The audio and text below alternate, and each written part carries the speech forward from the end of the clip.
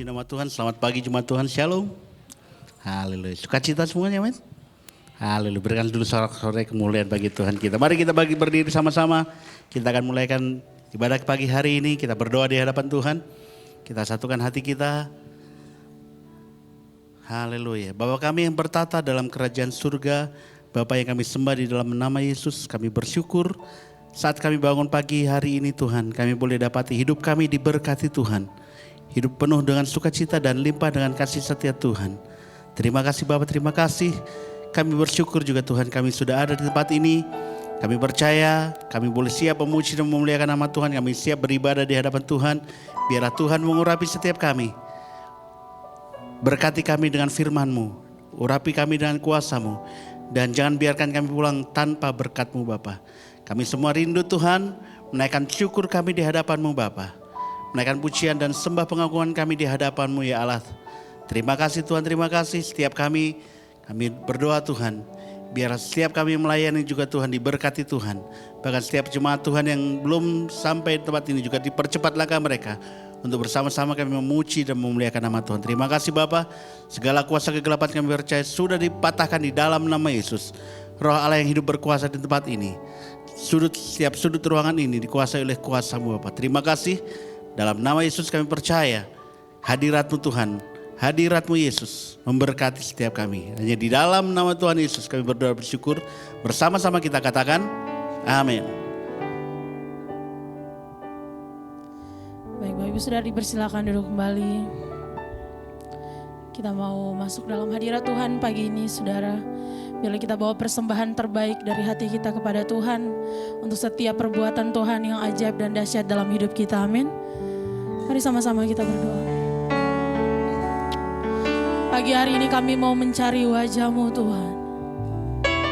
Karena kami tahu dalam hadirat-Mu kami menemukan kasih-Mu melingkupi setiap kami Tuhan Yesus. Terima kasih Tuhan, terima kasih.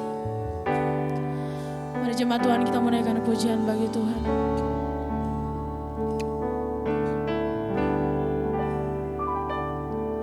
Ku cari wajah-Mu,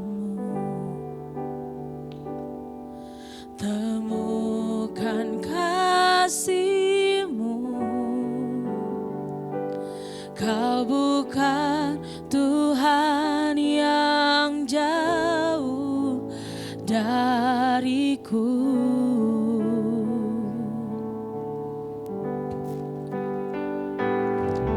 Ku panggil nama-Mu, ku dengar jawab-Mu. Kau Tuhan yang selalu dengar seruan hatiku.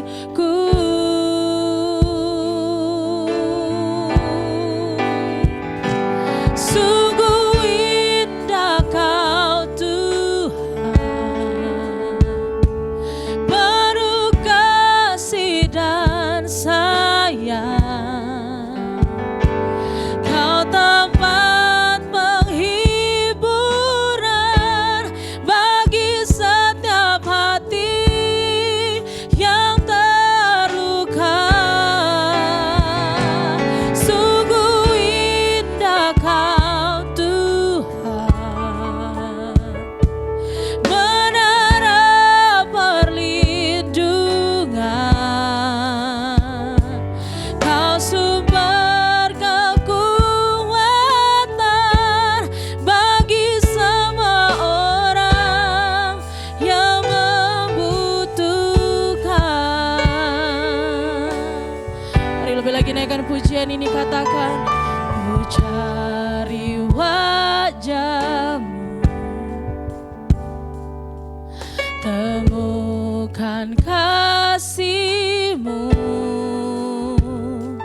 Kau bukan Tuhan yang jauh dariku.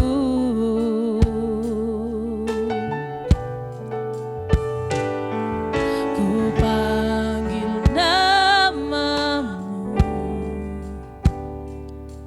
ku dengar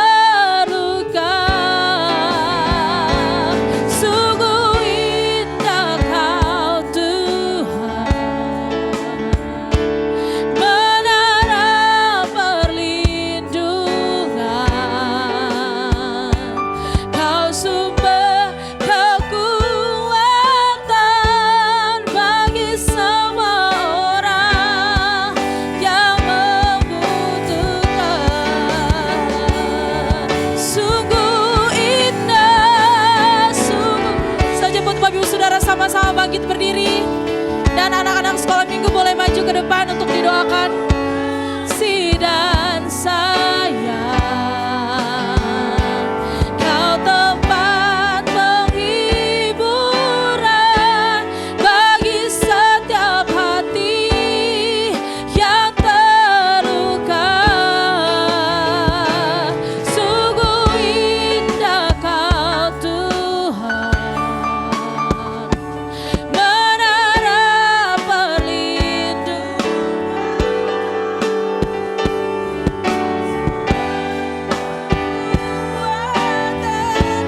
Bagi semua orang yang membutuhkan. Yuk kita doa ya anak-anak. Kita satu dalam doa. Saya undang dengan hormat semua orang tua.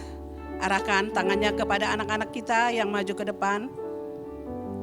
Tuhan Yesus, inilah anak-anak-Mu Tuhan yang maju ke depan, yang sebentar mereka akan masuk ruang sekolah minggu. Tutup bungkus mereka Tuhan dengan kuasa darah-Mu Tuhan. Setiap niat-niat orang jahat lumpuhkan dalam nama Yesus. Berkati anak-anak-Mu yang sudah maju ke depan. Berkati juga kedua orang tuanya yang sudah setia membawa anak-anak ini Tuhan, untuk beribadah di GBI Rem Ciputra ini Tuhan. Berkati usaha, kesehatan orang tuanya Tuhan. Bahkan anak-anak ini juga Tuhan, Engkau berkati kesehatannya. Tumbuh kembangnya Tuhan, Engkau berikan kesehatan yang sempurna bagi anak-anak sekolah minggu ini Tuhan. Berikan hikmat marifat kepada mereka Tuhan, supaya mereka menjadi anak-anak yang berbeda dengan orang-orang dunia. Anak-anak yang pintar, anak-anak yang takut akan Tuhan, anak-anak yang hormat kepada kedua orang tuanya. Berkati setiap kesehatannya Tuhan. Bahkan sebentar mereka akan masuk ruang ibadah sekolah minggu. Berkati juga guru-guru sekolah minggunya Tuhan. Berikan hikmat yang daripada Tuhan kepada guru-gurunya, supaya mereka boleh mendidik, membimbing anak-anak ini Tuhan di dalam kebenaran firman Tuhan. Sehingga kebenaran firman Tuhan itu boleh menjadi rema bagi setiap anak-anak sekolah minggu ini Tuhan. Terima kasih Bapa, terima kasih Tuhan Yesus. Menjadi anak-anak yang pintar, anak-anak ini di sekolah Tuhan. Anak-anak yang berbeda. Jauhkan Tuhan dari setiap pergaulan-pergaulan bebas yang sedang ada di dunia ini, yang sedang menuju kebinasaan ini. Terima kasih Bapa, terima kasih Tuhan Yesus. Kami serahkan anak sekolah minggu ini ke dalam tangan kuasa Tuhan. Berkati mereka, di dalam nama Yesus kami berdoa dan mengucap syukur, haleluya, amin. Kalau kami bisa hidup sampai saat ini dan ada di rumah-Mu Tuhan, itu karena Tuhan memberikan kesempatan dengan alasan yang tepat. Kami masih Engkau perlukan dalam hidup. Terima kasih untuk cara-Mu menghargai kami Tuhan. Dan jika sebentar firman-Mu disampaikan, biarlah pikiran kami, jiwa, roh, fisik kami akan memberikan reaksi yang tepat. Kami tetap berdoa untuk keluarga yang kami tinggalkan di rumah. Tuhan akan memberkati sama seperti Engkau memberkati kami. Berkati gereja ini mulai dari pemimpin, pengurus, bahkan seluruh jemaatnya. Kami siap untuk diberkati pagi ini Tuhan. Dan doa ini kami minta di dalam nama Bapa, Putra dan Roh Kudus, di dalam nama Tuhan Yesus Kristus. Amin. Silakan duduk. Selamat pagi, selamat hari Minggu, selamat beribadah. Saudara, kita tentunya pernah melihat pacuan kuda, walaupun tidak di lapangannya, tapi saya sering nonton di TV. Nah,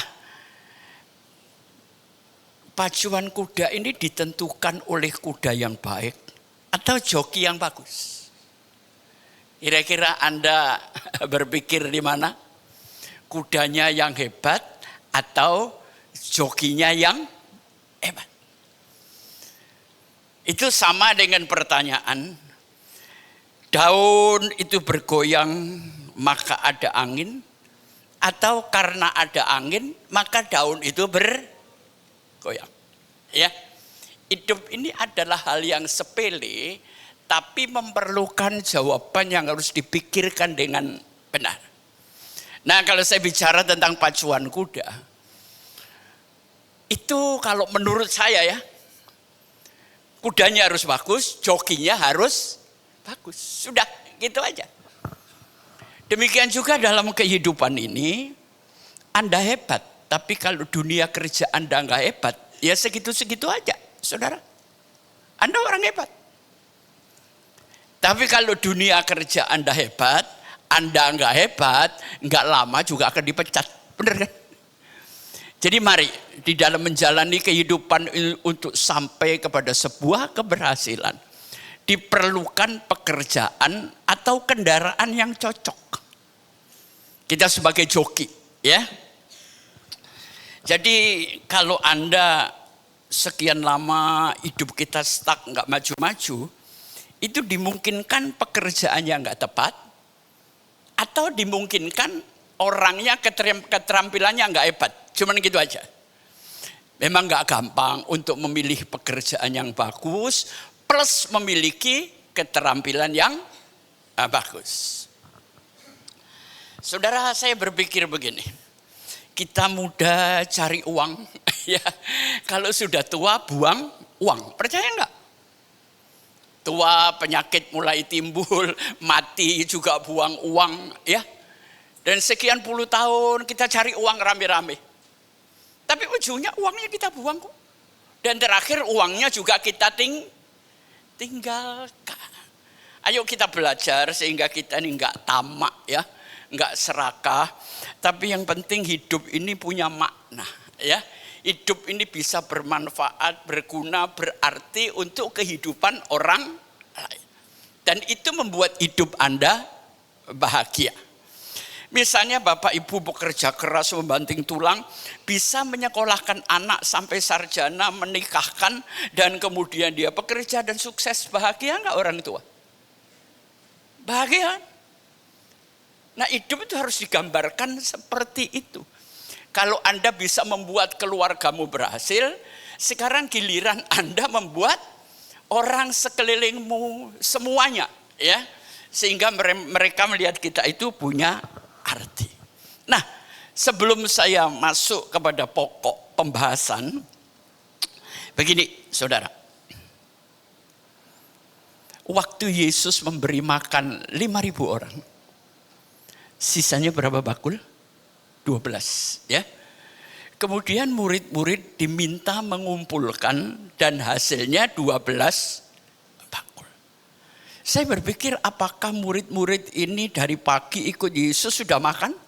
Belum juga, saudara. Di tengah kelaparan, di tengah lemesnya fisik ini, dia harus mengumpulkan dan terakhir mendapatkan 12 bakul. Saya sering berkata, bakul itu dibawa kemana yang gak usah kita pikirin, ya.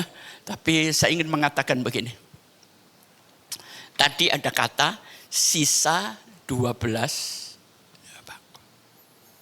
Hidup kita hari ini, kita gak tahu ya kita diangkat Tuhan kapan. Tapi antara saat ini sampai kita dipanggil Tuhan, itu sisa waktu. Setuju? Di masa tua. Mungkin sisa waktu saya nggak seperti dengan anak muda, tapi ya belum tentu juga. Seringkali yang muda sekarang banyak mati duluan, saudara. Jadi saya berpikir begini, lewat sisa waktu, lewat sisa kekuatan dan tenaga, lewat sisa pikiran, lewat sisa kekayaan kita, saya ingin menyampaikan dua hal. Dalam situasi apapun, sesulit apapun, lahirkan yang terbaik. Lewat sisa yang pendek, ya. Saudara siap untuk melahirkan yang terbaik, ya. Dan saat ini yang penting lakukan kegiatan kebaikan, saudara. Ya. Jadi tolong sekarang kita fokus kepada keyakinan kita fokus kepada diri kita, dan kalau Anda nanti sukses, pikirkan orang lain. Dan kalau perlu sebelum Anda berhasil, pikirkan juga orang lain, ya. Ingat dua hal. Yang pertama, apapun situasi Anda, sesulit apapun, kecepet-cepet, ya, tetap lahirkan yang terbaik. Bekerja dengan sungguh-sungguh, fokus sungguh-sungguh, ya, ibadah sungguh-sungguh. Dan yang kedua, lakukan kegiatan kebaikan. Percuma kita beribadah kalau kita nggak berbuah. Setuju nggak? Ya, jadi begini saudara, kebaikan orang Kristen itu adalah buah roh. Akibat kita ini sungguh-sungguh dengan Tuhan, sikap kita, langkah kita akan menghadirkan kebaikan-kebaikan yang dirasakan oleh orang lain. Waktu pohon mangga itu matang, yang merasakan siapa? Pohon itu? Enggak. Pohonnya sakit, dipetik, dilemparin batu. Ya, mari kita berbuah, saudara. Sudah saatnya lewat sisa waktu. Sekali lagi ya, bawalah sisa itu untuk kebaikan. Sederhana kok. Dan hari ini saya ingin membawa Anda untuk mengerti bagaimana caranya kita mempengaruhi orang lain. Sehingga orang lain berkata iya kepada Anda. Jadi temanya adalah influential person. Bagaimana menjadi pribadi yang berpengaruh. Tanpa mempergunakan kekuasaan. Tanpa mempergunakan kekayaan dan keuangan. Kalau satu orang di sini bisa mempengaruhi satu orang aja. Besok bangku ini penuh enggak, saudara? Sederhana. Lahirkan kebaikan, ya. Mulai kita melakukan kegiatan kebaikan yang dihasilkan oleh buah roh. Enggak usah berdebat lah, capek, ya. Sekali saya percaya Yesus, saya enggak pernah goyang. Karena Yesus itu juru selamat. Percaya Yesus selamat udah titik. Enggak usah dipikir aneh-aneh, cari duit aja yang ngotot. Amin. Ya. Mari sekarang kita bangkit berdiri, kita akan kupas proses bagaimana menjadi orang-orang yang berpengaruh. Tolong. Semuanya terambil dari Injil Yohanes 4, cuma nggak mungkin saya baca semua, Bu. Itu panjang banget ya. Saya akan sampai kepada intinya. Maka perempuan itu meninggalkan tempayannya di situ, lalu pergi ke kota. Dan berkata kepada orang-orang yang di situ. Dan banyak orang Samaria dari kota itu telah menjadi percaya kepadanya. Karena perkataan perempuan itu yang bersaksi. Ia mengatakan kepadaku, segala sesuatu yang telah kuperbuat. Ketika orang-orang Samaria itu sampai kepada Yesus, mereka meminta kepadanya supaya ia tinggal bersama mereka dan ia pun tinggal di situ 2 hari lamanya. Dan mereka berkata kepada perempuan itu, kami percaya, tetapi bukan lagi karena apa yang kau katakan, sebab kami sendiri telah mendengar dia dan kami tahu bahwa dialah benar-benar juru selamat dunia. Amin. Silakan duduk. Saudara, ternyata orang yang punya tujuan hidup yang jelas, itu kesehatannya akan baik dan umurnya akan panjang. Oke? Jadi ternyata tujuan hidup itu berhubungan dengan kesehatan dan kebahagiaan. Saya ini hidup punya tujuan yang jelas, saudara.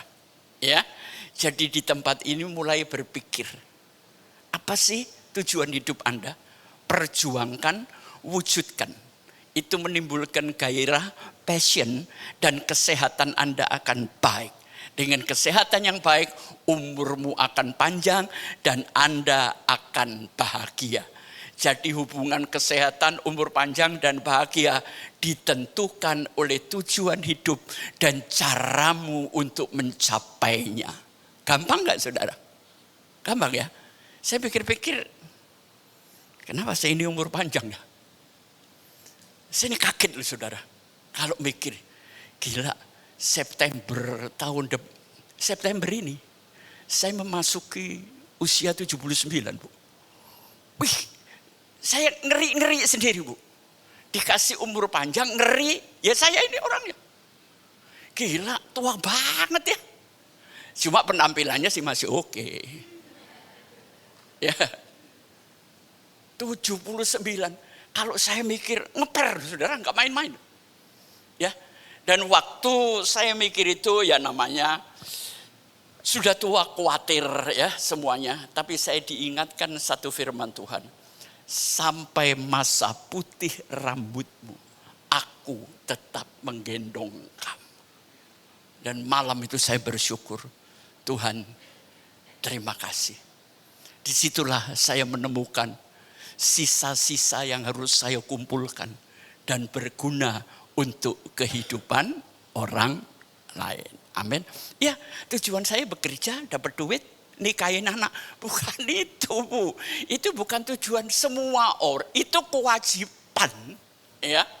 Ingat loh, tujuan sama kewajiban beda. Ya. Kita wajib kok membesarkan anak, menyekolahkan anak. Supaya nanti gede dia gak nuntut saya. Ya. Saya sekarang gak bisa kerja baik Pak. Karena Papa gak nyekolahin aku. Itu kan sedih. Ya. Dan saya berdoa, sekolah itu mahal Bu. Mahal banget. Ya. Saya berdoa Tuhan bukakan jalan untuk jemaat di sini. Untuk memperoleh hasil yang baik. Bisa memelihara keluarga. Menyekolahkan anak-anak. Dan itu butuh proses dan perjuangan. Baik. Caranya gimana? Supaya orang berkata iya kepada saya. Cerita ini dimulai dari seorang perempuan. Yang tidak diketahui namanya. Tapi banyak dibicarakan orang sedunia. Saudara. Dan profesi perempuan ini sebetulnya sangat memalukan. Dari mana saya tahu? Biasanya orang itu ngambil air itu bersama-sama saudara. Pagi ya, zaman saya dulu masih kecil ada di desa Welingi. Itu ibu-ibu selalu bareng ya, ngambil air. Tapi kenapa ibu yang satu ini mengambil air sendirian dan di jam yang aneh? Jam 12 dia pergi ke sumber air. Emang pagi ngapain Bu? Ya. Tapi rupanya dia tidak punya keinginan untuk ketemu orang lain. Karena setiap ketemu orang lain dia mengalami penghakiman. Mengalami pembunuhan karakter. Tapi satu hari saya suka dengan kata satu hari. Satu hari ini pasti akan diberikan kepada Anda dan saya. Di mana hidupmu akan berubah. Amin. Dengar baik-baik. Satu hari entah kapan. Hidupmu akan berubah. Entah cepat, entah pelan. Nah, gimana perubahan ini terjadi? Jangan menganggap hidup ini kebetulan. Jangan Bapak. Jangan. Enggak ada hidup yang kebetulan. Saudara nikah kebetulan? Oh kebetulan gua nikah. Ada mati kebetulan? Kebetulan mati. Kasihan deh lu. Enggak ada. Hidup ini pasti ada alasan. Hidup ini punya maksud. Satu hari dia ketemu Yesus. Tidak ada perubahan tanpa ketemu dengan Yesus. Itu akar dari segala perubahan.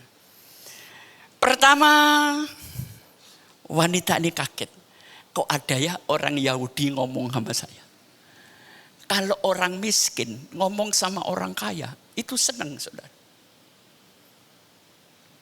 Tapi kalau orang kaya mau kumpul orang miskin, itu aneh. Kan gitu kan hidup. Rasnya orang Yahudi itu tinggi. Samaria ini orang rendahan saudara. Karena pernikahan campuran, Samaria itu adalah orang-orang Yahudi yang nikah campuran dengan orang lain. Ya. Terjadilah pembicaraan. Hidup itu selalu dimulai dengan komunikasi. Selalu, saudara.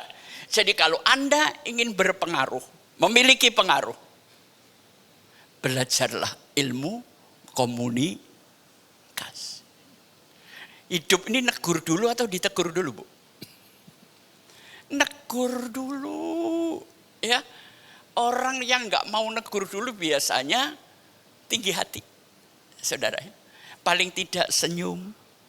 Pagi Bapak, sore Ibu. Jadilah orang-orang yang penuh kesantunan, penuh etika, ramah tamah. Rezeki itu akan terbuka lebar. Percayalah. Gini.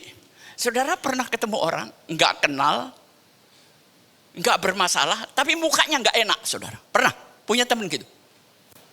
Saya ini, kenapa sih saya nggak suka lihat mukanya? Padahal kenal juga kagak. Ngerasain itu? Itu namanya muka apes. Loh ada. Kok ngeliat mukanya kok enak banget lah. Loh orang ini dosa apa? Kenal kagak. Tapi itulah manusia nggak lepas dari perasaan dan emosi. Nah, dalam komunikasi itu dia kaget. Kejanggalan pertama, kok ada orang Yahudi mau ngomong sama orang Samaria. Temukan kejanggalan-kejanggalan di dalam sebuah hubungan. Dan mulai komunikasikan, saudara. Yang kedua, Yesus mulai ngobrol soal air. Karena ini soal kebutuhan. Jadi kalau Anda ingin mempengaruhi orang lain, penuhi kebutuhannya. Pasar itu kan gini, market itu gini, Bu. Pedagang itu tahu kebutuhan desa ini apa. Dan dia bisa memenuhi kebutuhan. Sukses nggak? Baca kebutuhan orang. Khotbah saya itu paling berkisar ekonomi, Bu. Karena ekonomi itu kebutuhan kita. Amin. Dan saya berusaha untuk menjawabnya. Saudara pernah saya minta Anda ke depan, yang sakit ke depan, nggak sembuh, mati, Bu, lalu sama saya. Karena kalau soal sakit penyakit, kan tidak di setiap kebaktian ada orang sakit, ya kan? Tapi kalau ekonomi di sini semua tersangkut, Bu. Yang kaya juga mikir jangan sampai miskin. Yang miskin mikir gimana caranya saya kaya. Ya, pusing kan?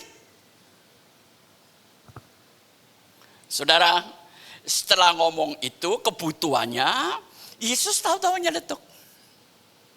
Kalau engkau minum air dari aku, engkau tidak akan haus selamanya. Orang ini nggak nangkep bahasanya Yesus. Dia ngomong gini loh, Tuhan, kamu kesini nggak punya timba, nggak punya tali panjang, ngomong bisa kasih air. Cara mempengaruhi orang, buat orang itu kadang-kadang bingung sama Anda, saudara. Setuju nggak? Ya? Karena bingungnya dia nanya terus. Nah begitu nanya, pintu pengaruh mulai terbuka. Saudara siap membuat orang lain bingung? Jadi bicara soal kebutuhan. Waktu kebutuhan ini tidak terjawab, ngoceh, Yesus masuk ke ranah agama. Dia ngomong gini, engkau menyembah di Gerizim, aku menyembah di Yerusalem. Apa sih maksudnya? Gerizim adalah rakyat yang senang dengan dunia roh, saudara. Ada kan gereja juga suka ngeroh banget. Penglihatan, pendengaran, suara Tuhan. Ada banyak saya lihat itu. Tapi Yerusalem itu cuma bicara kebenaran, saudara. Orang yang berdebat kebenaran. Ya, dan hari ini terjadi di mana-mana perdebatan itu.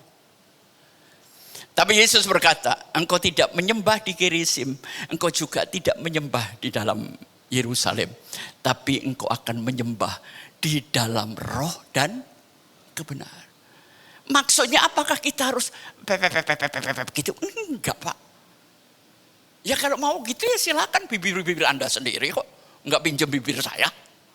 Cuma pengertiannya itu harus lurus. Ya, roh itu bagian inti manusia. Kalau dia dijalankan di dalam kebenaran, ya, maka hidup ini akan hebat, saudara. Setelah masuk ranah agama, ini tetap gak ngerti. Yesus kan bingung kan.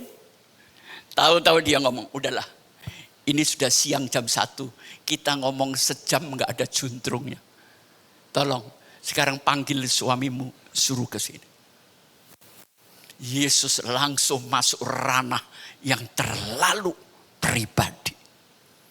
Anda kalau ngomong, orang itu sudah mulai ngomong tentang kepribadian, Anda mulai mental kan? Orang gak mau tahu, saudara, gak boleh tahu kehidupan kita. Karena setiap manusia menyembunyikan wilayah gelap. Amin. Saudara punya wilayah gelap gak? Gak ada yang gak gelap. Jangan sembunyikan kegelapan. Akhirnya terbongkar juga kok. Terus wanita itu ngomong begini, bener Tuhan, aku gak punya suami.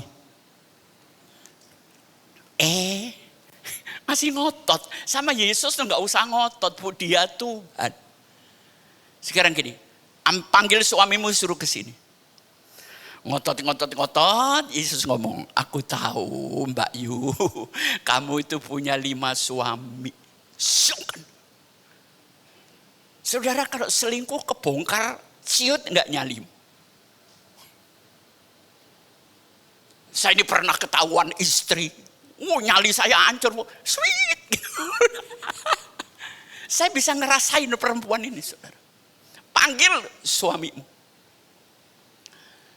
Jawabannya cuma satu. Engkau tahu semua yang terjadi, Tuhan. Jadi enggak usah nutupin wilayah gelap. Amin. Akhirnya dia lupa dengan tempayan yang mengikat hidupnya bertahun-tahun. Tempayan itu ikatan, Bu. Saudara masih punya ikatan apa? Hari ini Tuhan ada. Ceritakan sama dia. Dan semuanya akan terlepas. Saya jujur, saya sekarang gak punya ikatan apa-apa. Saya sudah belong, saudara. Dulu saya sembunyikan, ini saya sembunyikan. Enggak. Tuhan tahu kehidupan saya. Lewat sisa waktu ini, saya ingin menjadi manusia yang melakukan kegiatan kebaikan dan kebenaran. Amin. Ya. Nah, akhirnya wanita ini meninggalkan tempayan. Tinggalkan wilayah gelap itu. Tempayan ini tempat gelap, saudara. Dia jadi sendirian, gak berani ketemu orang. Ya. Bertemu dengan Yesus itu mungkin malunya sekali, bahagianya selamanya. Amin. Enak mana? Bahagia sekali, gak bahagia selamanya. Pokoknya kita mau Yesus tuh katakan, ya gue malu sekali lah, gak apa-apa. Udah Tuhan, malu sekali aja. Tapi sampai mati kita akan belong, kita akan bahagia. Hidup sehat, umur. Bertobat itu setiap menit, saudara. Saya bukan orang baik. Saya bukan orang sempurna. Tapi di tengah keterbatasan saya berusaha untuk menyempurnakan gitu loh. Jadi gak usah munafik lah di dalam hidup. Saudara, maka perempuan itu meninggalkan tempayannya. Wilayah gelap ditinggalkan. Di situ lalu pergi ke kota dan berkata kepada orang di situ. Berkata itu berarti berkomunikasi. Oke, lanjut. Ayat selanjutnya, dan banyak orang Samaria dari kota itu menjadi percaya kepadanya karena apa, saudara? Perkataan. Berarti komunikasi itu harus menimbulkan pengaruh. Dia orang busuk lah. dipergunjingkan orang seluruh kota. Tapi kali ini setelah ketemu dengan Yesus, perkataannya berpengaruh. Ibu sebagai istri bisa mempengaruhi suami? Yang tadinya dapat duit 5 juta, akhirnya kantong suamimu ngeluarin 10 juta untuk Anda. Ada tekniknya Bu, tapi saya nggak akan ngajar itu. Ntar ribut, ya kan? Perkataan perempuan yang bersaksi, ia mengatakan kepadaku segala sesuatu yang telah kuperbuat. Oke, naik lagi. Ketika orang-orang Samaria itu sampai kepada Yesus. Karena satu orang yang hidupnya buruk. Satu kota kenal Yesus. Pengaruhnya gede enggak? Gede. Oh mungkin Pak, ibu ini cantik sekali. Makanya orang nurut kan? Nanti saya jelaskan di multimedia. Mereka meminta kepadanya supaya ia tinggal kepada mereka. Dan ia pun tinggal di situ 2 hari lamanya. Bayangkan saudara.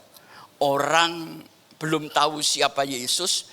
Tapi karena pengaruh pribadi Yesus. Satu kota minta dia nginep di kota. Yang jelas dia pribadi yang disukai orang banyak. Amin. Tolong cek pribadimu. Lebih banyak orang gak suka. Atau lebih banyak orang suka. Itu persentase pengaruh akan terjadi di situ. Ya. Tapi kita lanjut, kita selesaikan. 41. Dan lebih banyak lagi orang menjadi percaya. Karena apa saudara? Ini perkataan perempuan atau perkataan Yesus? Nyanya huruf besar. Jadi saudara cukup berkomunikasi yang Anda bisa. Sisanya Tuhan yang menyelesaikan. Saudara ingin mengubah pasanganmu. Bicaralah apa adanya. Sisanya nanti Bapa yang mengubah semuanya. Ya. Oke, kita akan akhiri ayat 42. Dan mereka berkata kepada perempuan ini. Kota itu merasa terima kasih. Ya. Karena perempuan itu terjadi perubahan satu kota. Jadi peran ibu itu penting. Ya, rumah tangga bisa kacau, bisa damai. Itu mulut perempuan. Ya, hati-hati loh. Ya, mulut ini dijaga. Saya nggak ngelarang Anda beli Android yang 30 juta. Gunakan untuk pekerjaan Anda hal-hal yang positif, ya. Sudah. Sekarang begini.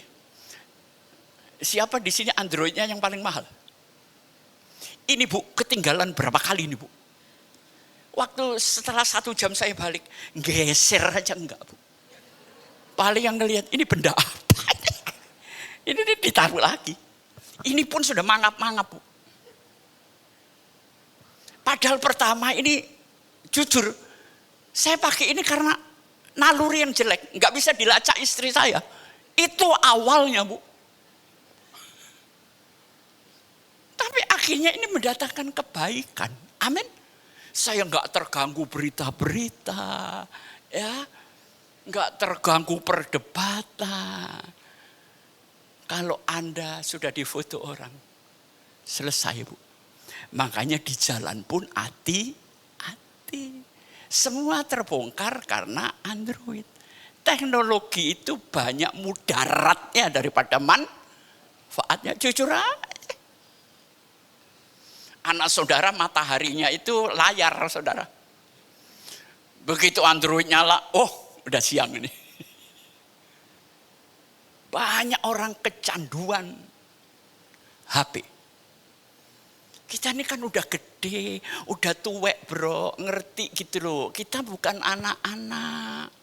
Apalagi lagi kalau sudah ada berita gosip. Waduh, itu menarik sekali itu Bu. Itu menarik. Hati-hati loh, teknologi itu setengah setan, saudara. Nah, saudara. Kami percaya bukan lagi karena apa yang kau katakan. Jadi wanita ini perkataannya kalah pengaruh dengan perkataan Yesus. Semua bicara soal pengaruh. Sebab kami sendiri telah mendengar dia dan kami tahu bahwa dialah benar-benar juru selamat dunia. Ya, ayo kita lahir sebagai juru damai. Memberitakan perkataan-perkataan yang baik gitu loh ya. Ya kalau mau berkelahi di jalan sana lah, jadi laki yang banget gitu loh. Ya, saya orang gitu bu. Udah nggak usah banyak puluh, copret gitu, udah enak kan. Urusan polisi kelar dah. Nggak nyangkutin orang lain ya. Ayo, perkataanmu adalah harimu. Baik, sudah selesai kan? Untuk jelas kita akan lihat multimedia. Bagaimana kita berpengaruh, apa saja yang dibutuhkan, bagaimana mempengaruhi orang lain. Ya. Influential gara-gara mulut seorang berdosa, satu kota terima Yesus bu. Bagaimana menjadi pribadi yang memiliki pengaruh. Pemimpin itu bukan kekuasaan, tapi pemimpin adalah pengaruh. Oke, yang pertama. Ada 6 prinsip. Saya bisa mempengaruhi orang karena prinsip apa? Timbal balik.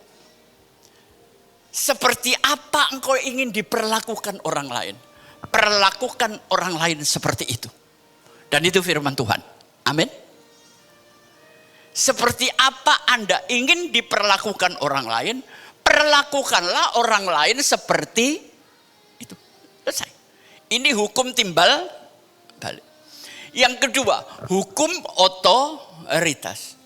Orang yang berkuasa, presiden, itu bisa mempengaruhi banyak orang, saudara.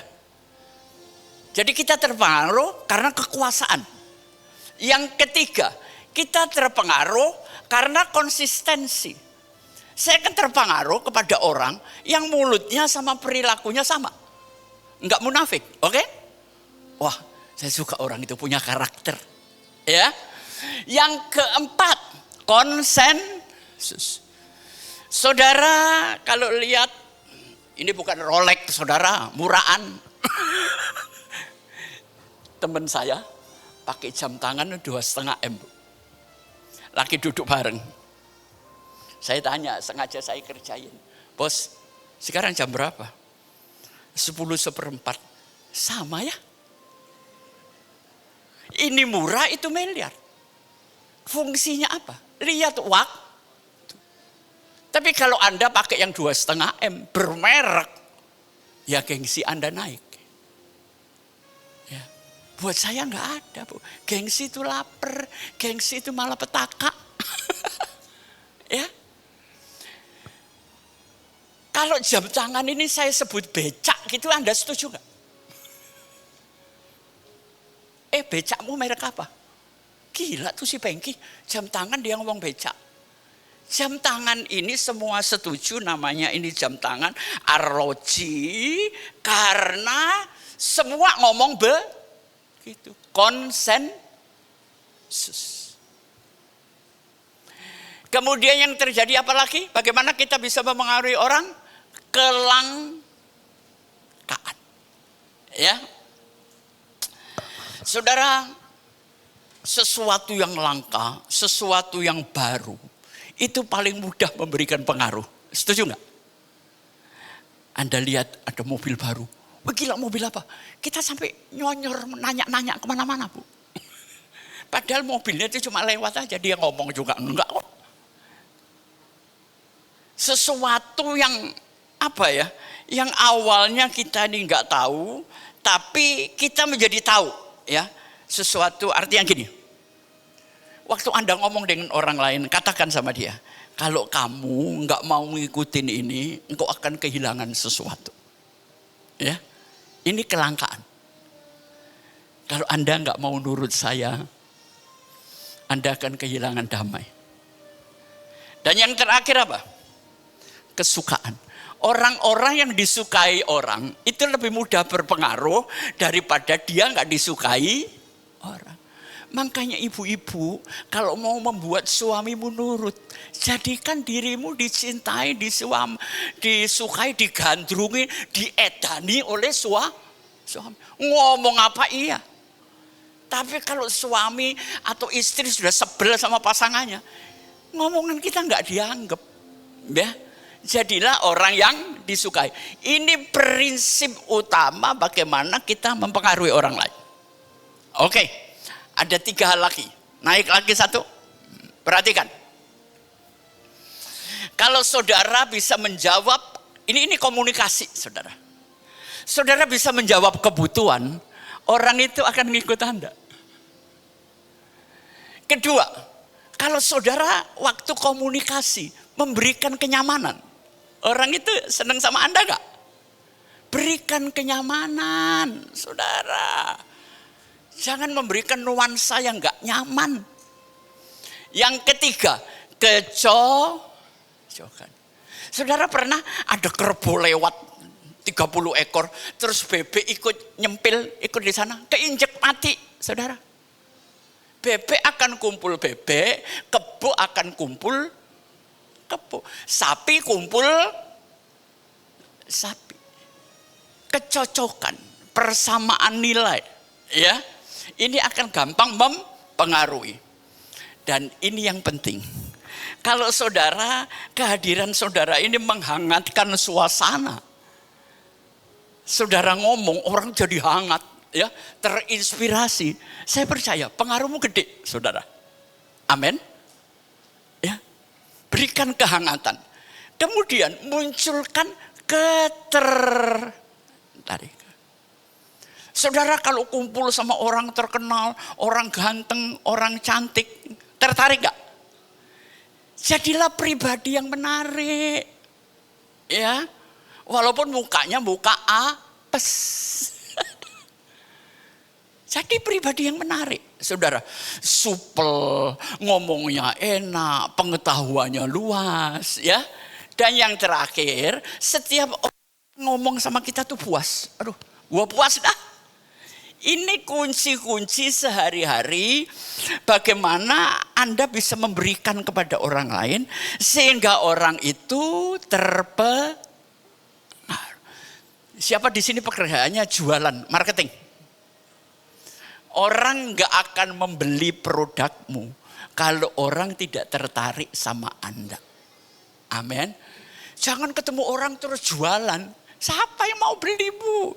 Berteman dulu, processing, bantu kesulitan dia. Pekerjaan saya juga di situ kok.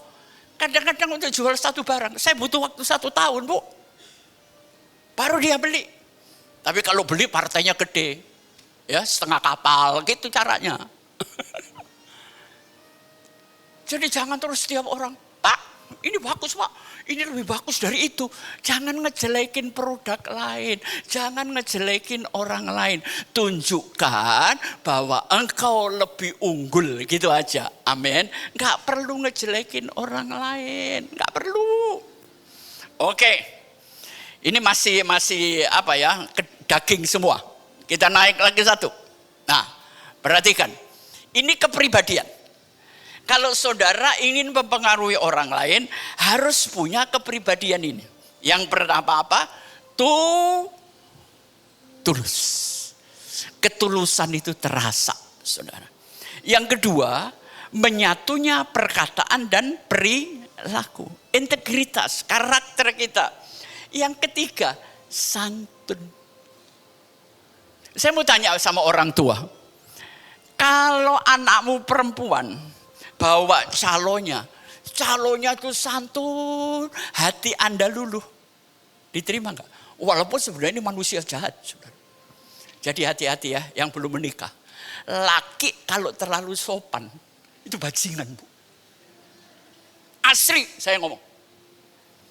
Saya sudah menemui berkali-kali. Lu kan sopan bagus. Ada sopan yang kelebihan, Bu. Ya. Over sopan gitu loh. Sopan mah biasa-biasa aja. Etika, cara bergaul, kita harus bisa. Yang keempat apa?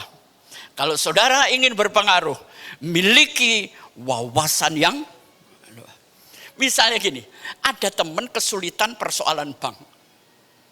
Terus ngomong sama saya kagak ngerti. Emang saya bisa mempengaruhi? Makanya pengetahuan itu penting.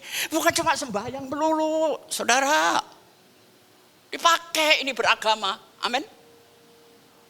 Selanjutnya apa? Gigih. Jangan gampang menyerah.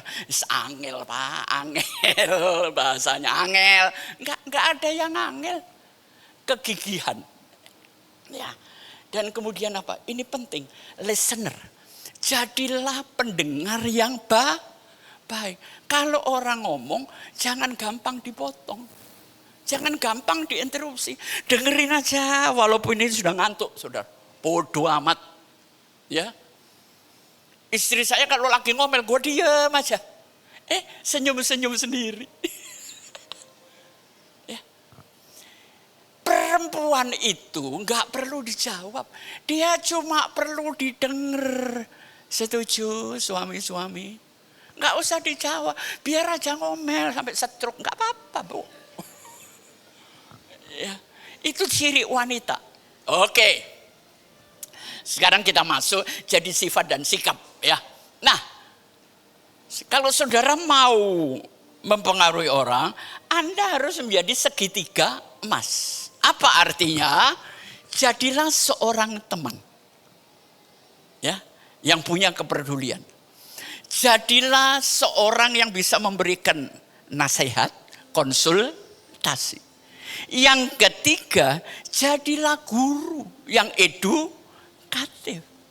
Jadi Anda harus bisa jadi teman, jadi konsultan, jadi guru terhadap orang lain. Nanti pengaruhmu besar, saudara. Ya. Jadi pasangan-pasangan, jadilah teman, relasi. Jadilah punya sifat kebapaan yang bisa diajak ngobrol. Kadang-kadang kalau kita ngeladenin perempuan capek loh, Bu. Itu lagi yang di ngomong. 40 tahun dibuka lagi. Itu lagi yang diomong, kok capek. Ibu kok senyum suka ngungkit-ngungkit masa lalu, Bu ya. Wanita ini ingatannya hebat terhadap masa lalu. Kalau laki masa lalu kemarin, aduh jangan laki 10 tahun kemarin aja lupa. Ya. Jadi ini segitiga emas. Anda punya perilaku ini? Saudara ini gampang mempengaruhi orang. Ya. Naik lagi.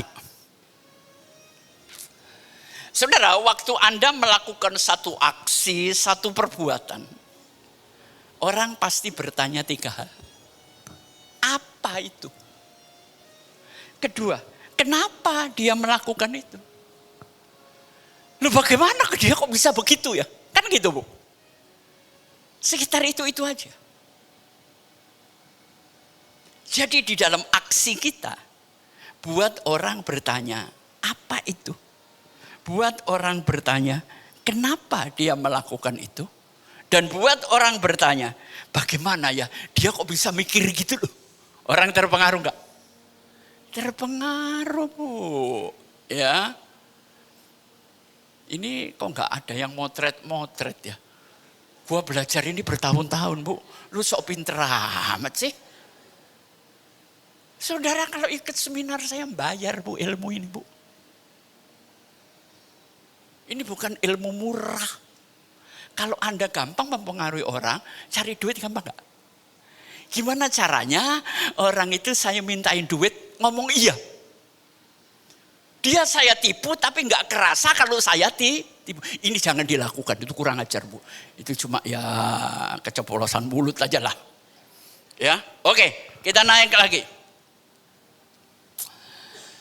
Saudara, perubahan itu akan terjadi pertama karena melihat. Loh, saya ketemu 2 tahun yang lalu mukanya jelek banget. Sekarang kok bisa cakep? Perubahan itu lihat dulu. Setelah dilihat, orang itu akan merasakan. Jadi kalau setelah ngelihat orang itu merasakan, maka orang tersebut akan berubah. Tadi wanita yang menyembunyikan kegelapan tadi, pertama ngelihat kan, terus ngerasakan, wih orang ini hebat, dia berubah enggak? Berubah. Guru terbesar itu adalah Yesus, saudara. Oke, kita naik lagi. Saudara ingin di dalam mempengaruhi orang dan komunikasi itu berhasil? Ya, saya nggak ingin gagal, tapi kita harus belajar bertahun-tahun. Yang pertama, saudara harus tahu masalah sebenarnya apa.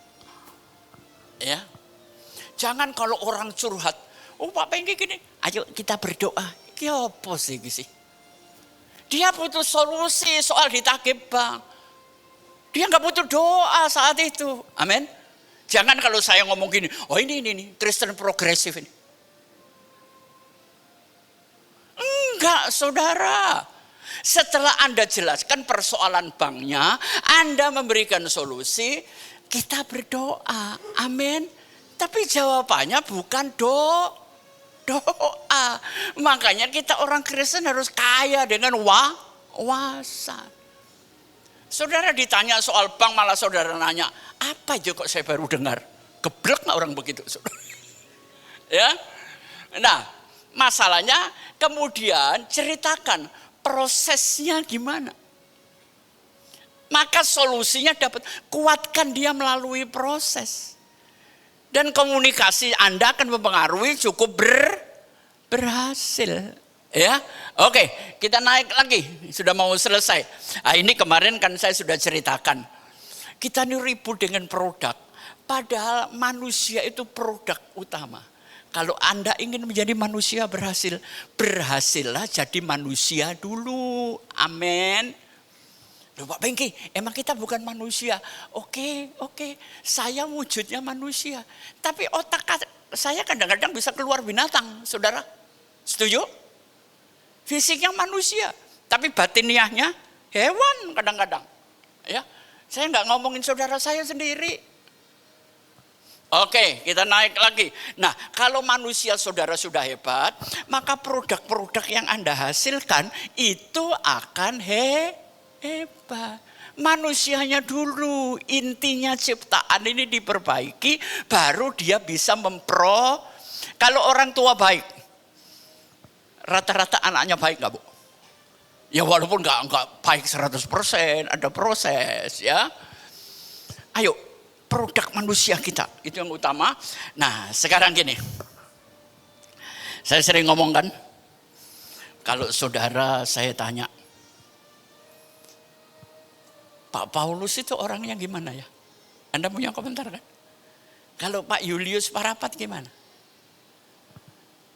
Terus saya tanya, kalau Pengki gimana? Kalau ngomong seenaknya? Kita masing-masing punya ciri. Kita masing-masing punya brand. Saudara, satu hari ini saya nggak mau pakai budaya Surabaya. Khotbah saya kayak pianyi Bu. Halus banget, sopan banget. Turun saya dikritik. Pak Pengki lagi sakit ya? Hah? Jadi biarlah saya dengan ciri saya. Yang penting sopan, nggak nyinggung orang lain. Amin. Saya nggak bisa jadi orang Solo Bu. Kaki sudah diinjek ban mobil, masih nanya, sampean anaknya tentara ya Pak ya? Ya nggak bisa, kalau saya pukul dulu, jepret. Ya jenenge Surabaya Bu. Itu budaya saya sejak kecil, kita saling menerima ya. Brand, ini penting. Kalau saudara sudah punya brand, maka semuanya jadi mudah. Ya kan? Saudara kalau ke gereja kan nyari brand dulu. Pagi ini siapa? Oh itu Pengki. Tapi Anda demen kan? Saya punya brand sendiri, saudara. Saya nggak suka, ya memang saya bukan pendeta ya. Saya cuma seorang pembicara. Saya nggak mau bergaya pendeta-pendeta. Gak mau, saudara, nggak dapat proyek nanti.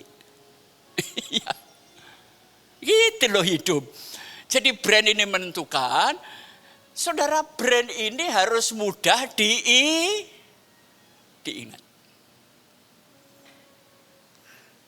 Saudara, masih ngelihat saya dulu rambut panjang.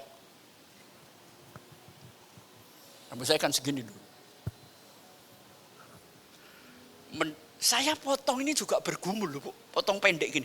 Tapi sekarang saya nggak mau panjang. Karena bagusan begini kan. Lebih seger. Tapi banyak jemaat perempuan jadi anti sama saya. Pak jadi jelek Pak, panjangin. Ndas-ndasku dewe kok ribet sih sampean. Komentarnya banyak Bu. Pak tolong Pak, panjangin Pak. Itu kan brand berapa Pak? Ya saya nggak bisa memenuhi selera Anda. Ya udahlah, ntar setengah tahun saya gondrong, setengah tahun pendek, lama-lama gua gila Bu. Saya nggak bisa menyukakan semua orang, bener kan? Ya, jadilah dirimu. Mudah diingat, kedua unik. Ya. Saya selalu bicara di dunia motivasi. Yaitu keahlian, keunikan saya cuma di situ Bu. Nah kalau saya suruh, mari kita ke depan, kita nyembah Tuhan, saya tumpangin tangan. Saya nggak bisa suruh gitu Bu. Ya. Enggak perlu ditumpangin tangan pendeta. Anda punya tangan sendiri kan? Anda punya iman dari tumpangin sendiri. Kalau perlu sama kakimu naikin. Sembuh. Enggak usah pinjam iman orang lain. Enggak usah pinjam tangan orang lain. Gitu loh. Itu prinsip hidup saya. Dan kemudian kalau brand Anda bermanfaat, oh ya dengerin Pak Pengki enak ya, banyak pengetahuan, banyak wawasan, sekulernya saya dapat, rohaninya dapat, artinya manfaat. Dan brand ini harus menimbulkan ketertarikan. Ya, jadi penampilan semua juga harus diperhatikan. Ya, menjelang 79, saya mau tanya sama teman-teman, masih oke penampilan saya? Ya. Udah cukup, gak usah naksir. Udah, gua gak mau nikah lagi pokoknya. Kalau saya tampil baik, berarti saya menghargai diri saya. Gak mungkin orang lain menghargai Anda, kalau Anda gak bisa menghargai dirimu sendiri. Setuju? Ya. Jadi masuk gereja nggak usah mewah-mewah Bu. Gelangnya sampai sekian, ntar kita nyembah kelamaan berat. Udah biasa aja. Yang penting good looking, kepribadian bagus, bermanfaat ya. Oke, kita akan selesai, naik lagi. Nah, untuk berpengaruh Anda harus punya 5C. Siapa di sini pernah kredit bank? Saya pernah, saudara. Waktu saya mau kredit, pertanyaannya ini saya apalin Bu. Pertama, dia harus tahu karakter saya. Saya punya nama baik enggak dalam dunia kerja? Ya, ini menyangkut karakter. Yang kedua, kapasitasnya Pak Pengki ini kalau pinjam 1M dia bisa ngebalikin enggak? Kalau dia usahanya jual pecel, mana mungkin bank mau kasih saya pinjaman 1M? Pecelnya nggak terkenal lagi. Ya, jadi kapasitas itu kan dinilai oleh bank. Yang ketiga, kalau saya mau pinjam bank, modal saya berapa? Ada jejak rekam itu ada Bu. Ya. Yang keempat, jaminannya apa? Masa saya pinjam 1M jaminannya sepeda motor Honda tahun 97. Kira-kira dikasih enggak Bu? Bank akan ngelihat jaminan kita apa. Gitu loh. Dan yang terakhir ya kondisi. Kondisi bisnisnya gimana? Oh rame Pak pengunjungnya. Ya. Ada referensi-referensi. Nah maka saudara akan dapat pinjaman. Saya belajar dari teman-teman bank di bagian kredit.